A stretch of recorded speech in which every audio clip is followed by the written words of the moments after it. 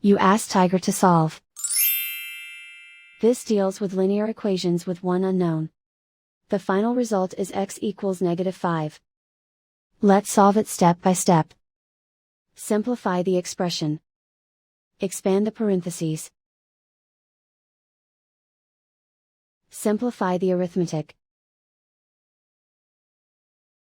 Group like terms. Combine like terms. Swap sides.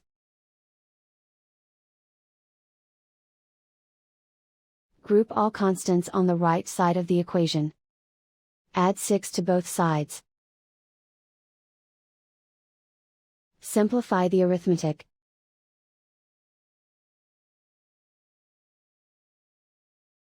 Isolate the x. Divide both sides by -3. Cancel out the negatives. Simplify the fraction. Move the negative sign from the denominator to the numerator. Find the greatest common factor of the numerator and denominator. Factor out and cancel the greatest common factor. And so the final result is x equals -5.